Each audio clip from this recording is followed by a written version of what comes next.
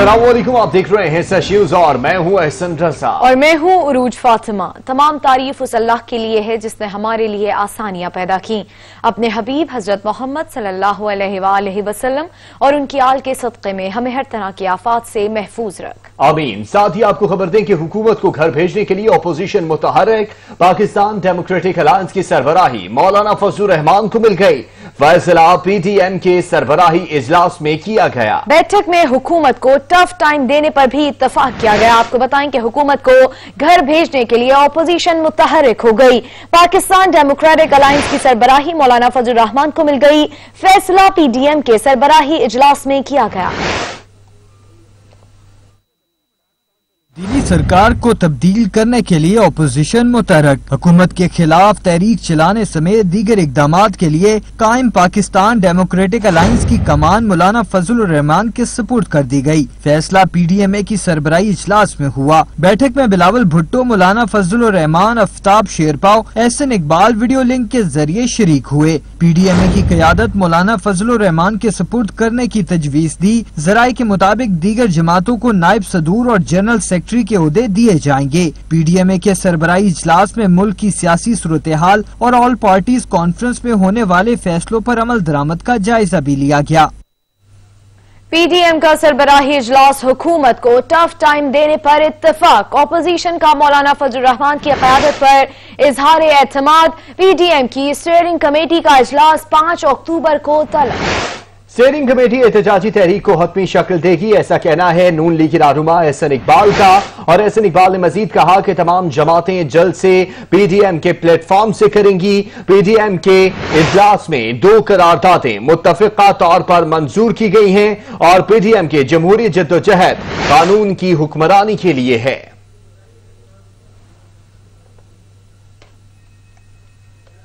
वजीर रेलवे ने एक बार फिर नून से शीन लीग निकलने की पेशगोई कर दी। शेख रशीद कहते हैं नवाज शरीफ को अपनी बेटी के अलावा किसी पर एतमाद नहीं। उन्होंने पार्टी मामलात अपने हाथ में ले लिए हैं। वफाकी वजीर ने साबिक वजीर आजम से कुछ सवालात के जवाब भी मांग लिए।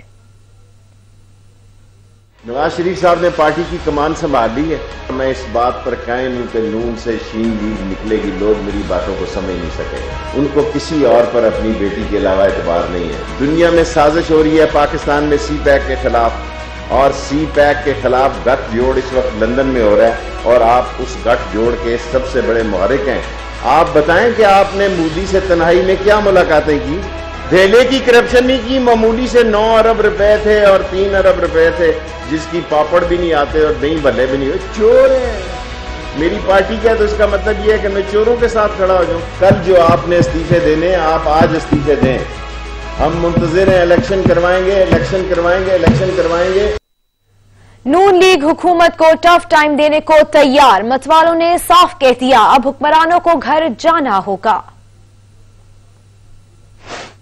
फैसला आपको बता रहे हैं कि नून लीग हुकूमत को टफ टाइम देने के लिए तैयार है। मतवालों ने साफ कह दिया, अब हुक्मरानों को घर जाना होगा। अवाम के लिए किसी भी हद तक जाएंगे। लाहौर में मुस्लिम लीग नून का पावर शो, मरकजी कायदीन ने तब्दीली सरकार को खूब आड़े हाथों लिया।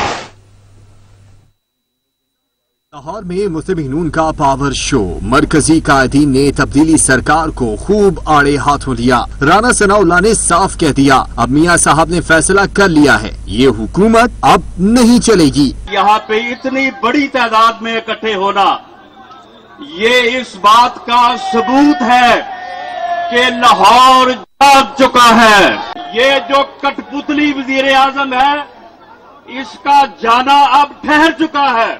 साल रफीक ने भी मतवालों का खूब लहू गरमाया। रैली से खिताब में बोले, हुकूमत ने मईशत का बेड़ा गर्क कर दिया। अवाम का रेला हुक्मरानों को बहा ले जाएगा। जब हुकूमतें काम नहीं करती तो मुल्कों की मईशत डूब जाती है, अदारों का भट्टा बैठ जाता है। आज मुल्क में हर तरफ इंतशार है। उस्मा बुखारी ने एक बार फिर गुज़िश्ता इंतखाबात पर धांधली का इल्जाम आयद करते हुए कहा कि अगर RTS सिस्टम बंद न होता तो PTI जीत का सोच भी नहीं सकती थी। जब RTS बंद हुआ, जब दरवाजे बंद हुए तो डबल ठप्पे लगाए शेर के निशान के ऊपर ताकि ये वोट मुस्तरद करा दिए जाएं। मरियम औरंगजेब हुकूमती तर्जुमानों को हदफ तनकीद बनाते हुए बोली, एक सियासी टोला मुखालिफिन को जेलों में डालता है, जब कोई काम नहीं होता तो नून लीग के पीछे लग जाते हैं। वजीर आजम के मुआवन खुसूसी शहबाज गिल ने नून लीग को साजिशी जमात करार दे दिया। बोले, मुस्तकबिल में नवाज शरीफ की बातों से मुल्क को नुकसान होगा। वजीर इत्तलात पंजाब कहते हैं शहबाज शरीफ नून और मीन लीग को समझा कर थक चुके थे। ऑपोजिशन की APC का मकसद करप्शन केसेस को बंद करने के लिए दबाव डालना है।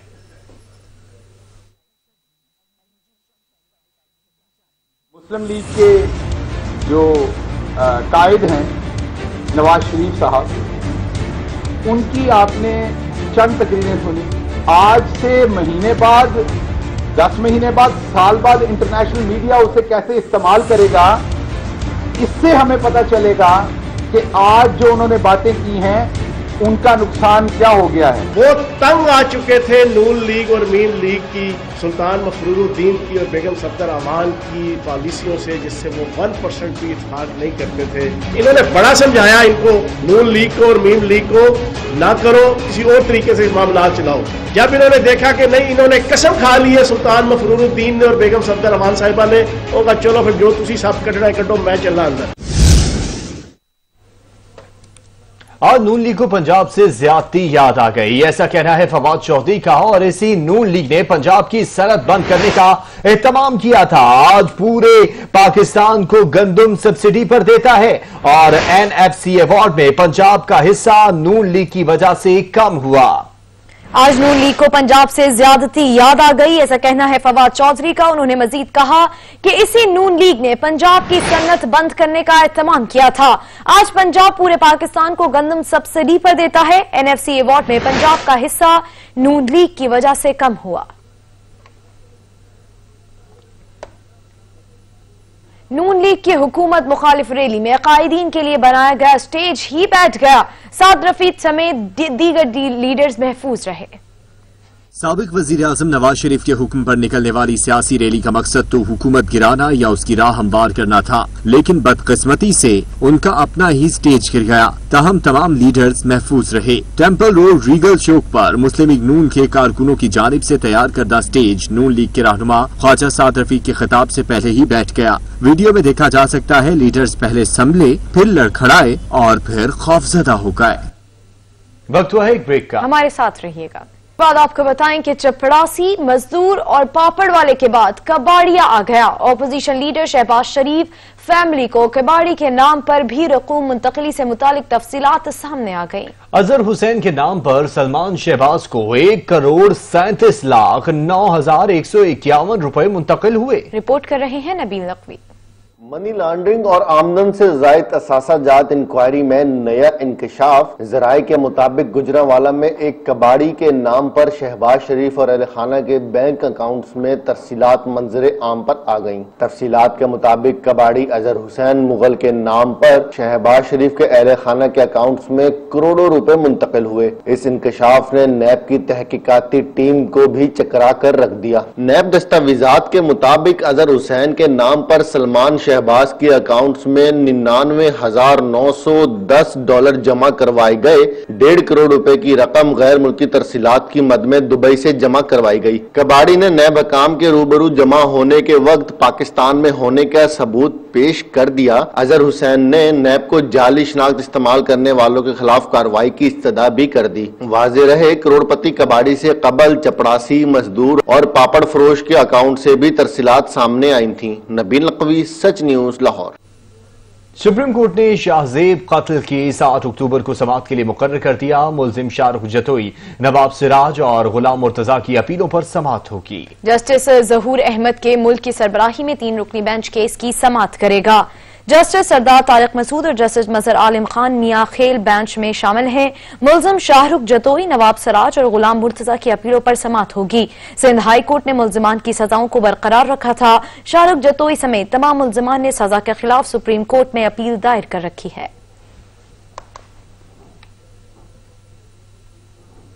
चीटा वतनी में मामूली तल्ख कलामी पर फायरिंग से 4 अफराद जान से चले गए।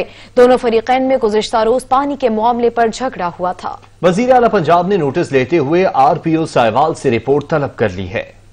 पानी का तनाजा 4 जाने ले गया। चीचा वतनी के नवाई गांव 108-12L में 6 अफराद ने मुखालफिन के घर में दाखिल होकर फायरिंग की, जिसके नतीजे में एक शख्स शदीद जख्मी हो गया। जवाबी फायरिंग पर 2 अफराद मौका पर ही जान भाग हो गए, जबकि एक जख्मी रास्ते में दम तोड़ गया। गुस्सा कम न हुआ तो मुखालिफ पार्टी ने अस्पताल के इमरजेंसी में घुसकर जख्मी होने वाले शख्स को भी फायरिंग करके मौत के घाट उतार दिया। एक जख्मी को तशवीशनाक हालत में साहिवाल DHQ अस्पताल रेफर कर दिया गया। वाक़े की इत्तला मिलने के बाद पुलिस ने तफ्तीश का आगाज कर दिया और लाशों को पोस्टमार्टम के लिए अस्पताल मुंतकिल कर दिया गया। दूसरी तरफ अस्पताल के इमरजेंसी में जख्मी पर होने वाली फायरिंग ने पुलिस की कारकर्दगी पर सवालिया निशान छोड़ दिया।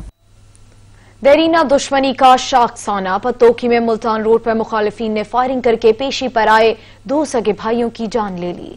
पतोकी कचहरी में पेशी पर जाते हुए मुखालिफिन ने फायरिंग करके 2 सगे भाइयों की जान ले ली और उन्हें मौत के घाट उतार दिया। थाना सदर पतोकी की हदूद में फायरिंग का अफसोसनाक वाकया पेश आया। दोनों मकतूलीन का ताल्लुक पतोकी के नवाही गांव लखन से है। मकतूलीन के वरसा ने एहतजाजन मुल्तान रोड को ब्लॉक कर दिया। दोनों ग्रुपों में देरीना दुश्मनी चली आ रही थी। पुलिस, रेस्क्यू और दीगर तहकीकाती इदारे शवाहिद इकट्ठा कर रहे हैं। रावलपिंडी में ट्रैफिक वार्डन ने अपनी ही अदालत लगा ली। मामूली तल कलामी पर बुजुर्ग शहरी पर बदतरीन तशद्दुद के बाद पत्थर उठाकर सर में मारने की कोशिश भी की, जिसके बाद वीडियो सोशल मीडिया पर वायरल हो गई। कानून के रखवाले ही कानून तोड़ने लगे। रावलपिंडी में ट्रैफिक वार्डन ने फिर कानून हाथ में ले लिया। रावलपिंडी के इलाके स्कीम 3 चौकी पर ट्रैफिक वार्डन तहर ने बुजुर्ग शहरी को बदतरीन तशद्दुद का निशाना बना डाला। वार्डन का कहना था कि शहरी ने चलान होने पर गालियां दी, जबकि शहरी का कहना था मेरा गलत चलान काटा गया, जिस पर मामूली तल्ख कलामी पर ट्रैफिक पुलिस एहलकार आपस से बहर हो गया। शहरी ने सारा मामला मोबाइल फोन से रिकॉर्ड कर लिया। वीडियो सोशल मीडिया पर आने के बाद शहरियों की जानिब से ट्रैफिक वार्डन को कड़ी तनकीद का निशाना बनाया जा रहा है। सोशल मीडिया पर वीडियो वायरल होने के बाद CPO ने नोटिस लेते हुए मामले की तहकीकात शुरू कर दी है। उधर ट्रैफिक पुलिस का कहना है दोनों के दरमियान सुलह हो गई थी। शहरी ने अपनी गलती पर माफी मांगकर माफीनामा भी तहरीर कर दिया था। कराची में माड़ीपुर रोड पर डकैती वारदात के दौरान मुलजिमों की फायरिंग से ट्रैफिक पुलिस का इंस्पेक्टर जख्मी हो गया। इंस्पेक्टर इदरीस से माड़ीपुर रोड पर मुलजिमों ने मोबाइल फोन छीनने की कोशिश की, मुजाहमत पर गोलियां चलाती। जख्मी इंस्पेक्टर सिविल अस्पताल मुंतकिल किया गया। Inspector Idris DIG traffic office में तैनात था।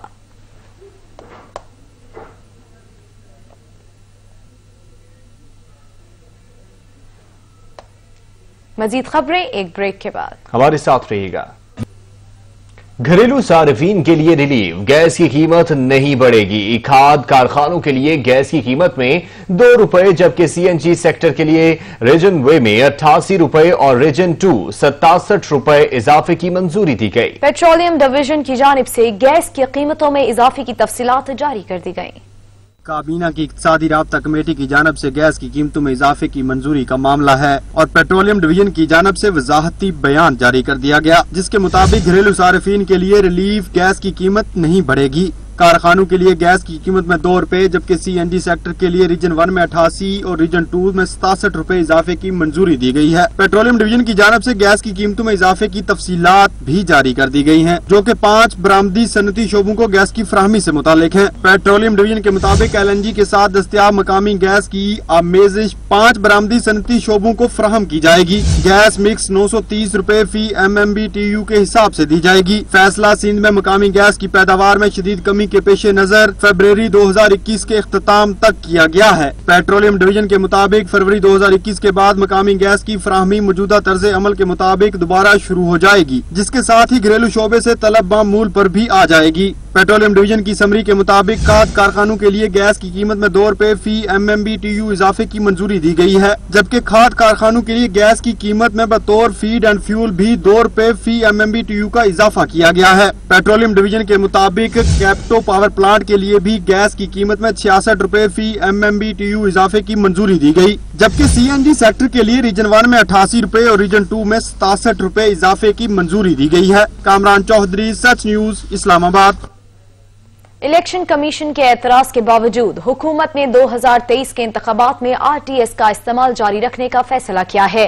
इलेक्शन कमीशन का कहना है कि फुल प्रूफ तजुर्बे तक इस टेक्नोलॉजी का इस्तेमाल न किया जाए। जराये के मुताबिक वफाकी काबीना ने इंतखाबी इस्लाहात मुसव्वदे की मंजूरी दी तो आइंदा इंतखाबात में भी आरटीएस को जारी रखने का फैसला किया गया। इलेक्शन एक्ट 2017 के सेक्शन 13 के सब सेक्शंस 2 और 3 के रहते हुए आरटीएस का इस्तेमाल लाजमी है, लेकिन इलेक्शन कमीशन ने अपनी रिपोर्ट में कहा है कि 2018 के इंतखाबात में हार्डवेयर सॉफ्टवेयर के मसाइल, स्मार्टफोन की दस्तयाबी और राब्ते के मसाइल के बायस प्रिजाइडिंग अफसरान इस टेक्नोलॉजी का दुरुस्त इस्तेमाल नहीं कर सके।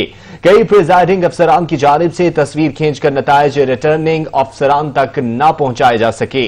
जमीनी चैलेंजेस को मद्देनजर रखते हुए इलेक्शन एक्ट 2017 के सेक्शन 2 और 3 को खत्म किया जाए।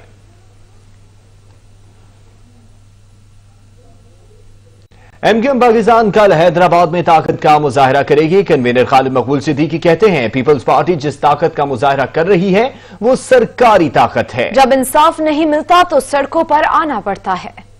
हमने कोई ताकत का मुजाहरा नहीं किया है। 50 साल पहले पाकिस्तान पीपल्स पार्टी की पहली हुकूमत में सूबे को तकसीम करने की अमली उन्होंने काम शुरू कर दिए थे। उन्होंने पहले इंतजामी तौर पर दही और शहरी में तकसीम किया कोटा सिस्टम लगाकर, फिर लिसानी बिल लाकर इस सूबे को लिसानी तौर पर 2 हिस्सों में तकसीम किया। हमने तो इस खलीज को डालने के लिए अपने हिस्से से ज्यादा वाली कुर्बानी दी है। ये हैदराबाद शहर गवाह है। 30 सितंबर को जो कुछ यहाँ पर हुआ है वो किस लिए हुआ था? वो इसीलिए हुआ था कि पीपल्स पार्टी की एक दफा और हुकूमत के आने के इम्कानात के बाद ये डर था कहीं सिंध के शहरी और दही इलाके के लोगों को जो तकसीम करके रखा गया था, और अब सिंध के शहरी इलाकों में एक नई क़यादत और नई सियासी कुव्वत एमक्यूएम की शक्ल में मौजूद थी, तो उन्होंने 30 सितंबर को इतनी बड़ी वारदात कर दी थी कि सिंध के शहरी और दही इलाके की आवाम को एक दूसरे के साथ बैठने का कोई इम्कान उन्होंने नहीं छोड़ा था।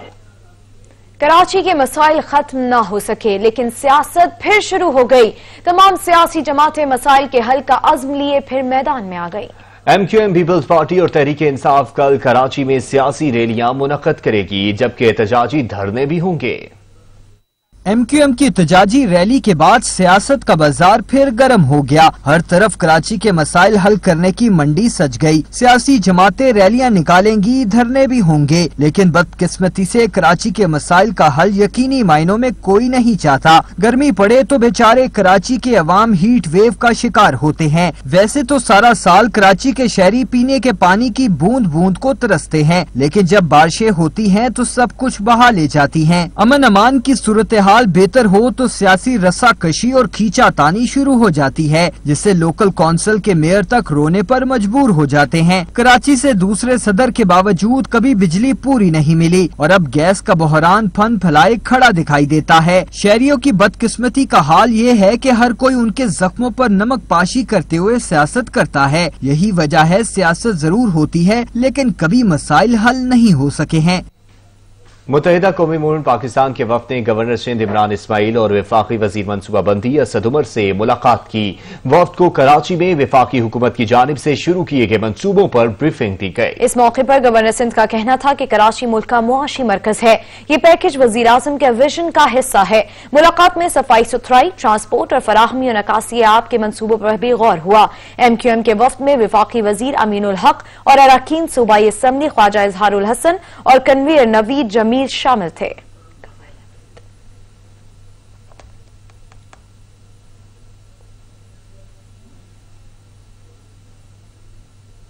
गिलगित बिल्तिस्तान को 5वां सूबा बनाने के हक में और इसमें रुकावटें डालने के खिलाफ अहलियान गिलगित बिल्तिस्तान और मुंतखब अवामी नुमाइंदे सड़कों पर निकल आए। नेशनल प्रेस क्लब इस्लामाबाद के सामने मुजाहरा किया गया और गिलगित में वकला बरादरी ने भी एहतजाजी मुजाहरा किया।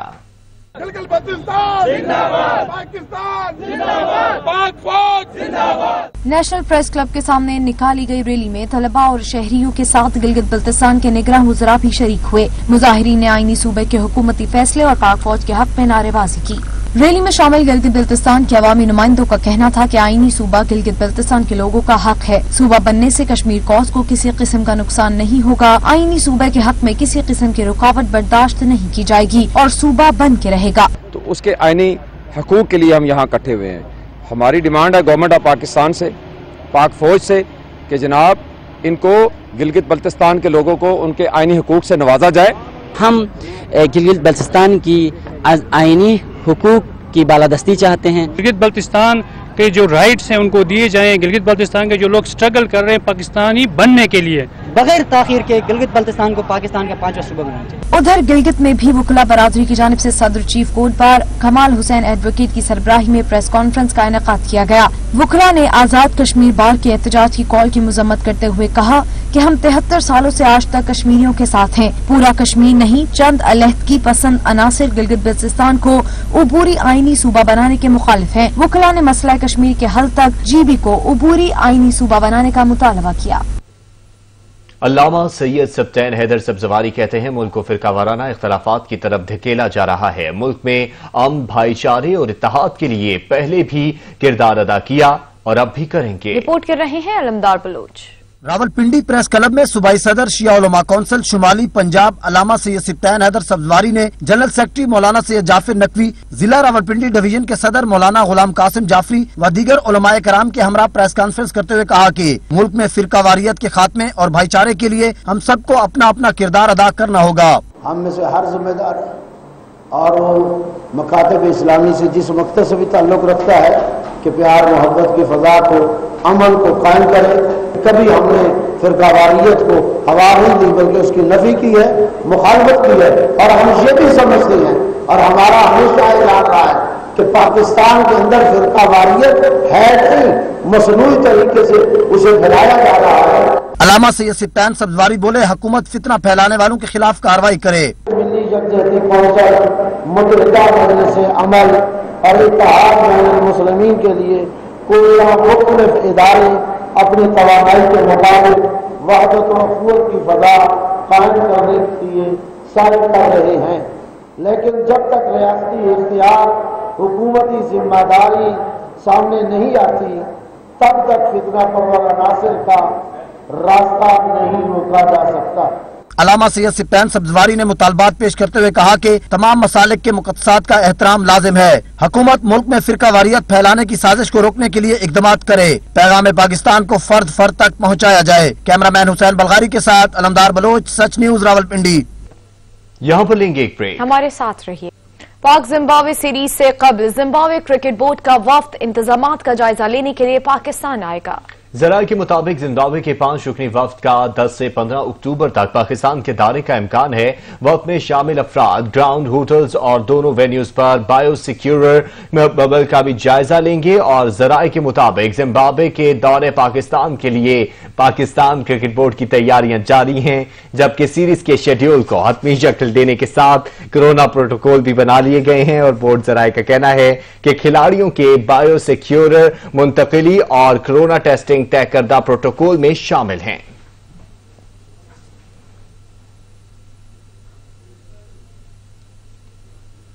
फ्रेंच फुटबॉल लीग के सनसनीखेज मुकाबले जारी हैं। अहम मैच में पेरिस सेंट जर्मन ने एंगल्स को 1 के मुकाबले में 6 गोल से शिकस्त दी थी।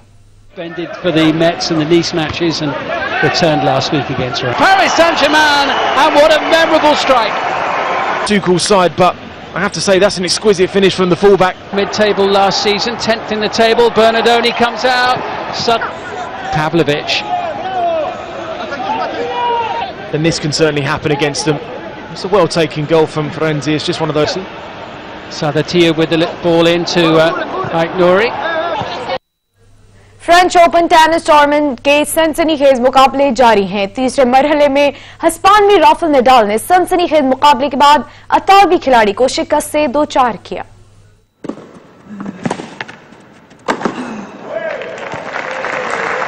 फ्रेंच ओपन टेनिस टूर्नामेंट के तीसरे मरहले का अहम मुकाबला हिस्पानवी टेनिस स्टार राफेल नडाल और इतालवी स्टेफानो के दरमियान हुआ। दोनों ने पहले मरहले में एक दूसरे का जमकर मुकाबला किया।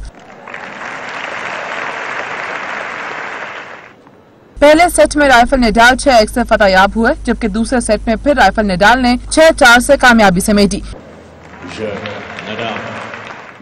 तीसरे सेट में मुसलसल 6 पॉइंट्स के बाद नडाल को वाज़ेह और फैसलाकुन बढ़तरी हासिल हुई। फतह के बाद हिस्पानवी खिलाड़ी ने चौथे मरहले में जगह बना ली है, जहां उनका मुकाबला कोरियन खिलाड़ी से होगा।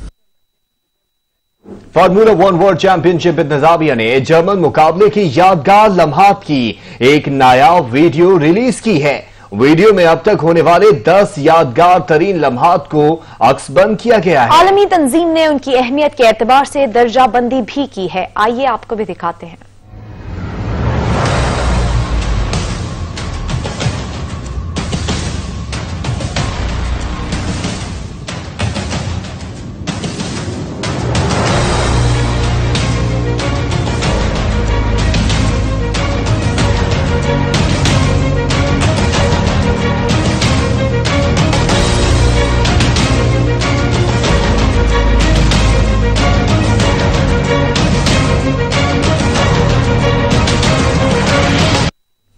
चीन में पहाड़ों के दामन से बहते झरने खूबसूरती में अपनी मिसाल आप हैं।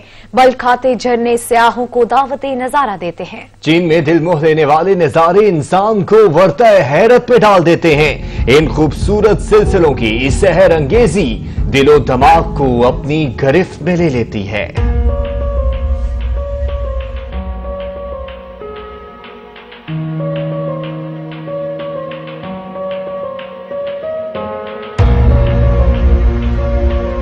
हाजिर होते हैं कुछ देर में न्यूज हेडलाइंस के साथ। देखते रहिए सच न्यूज।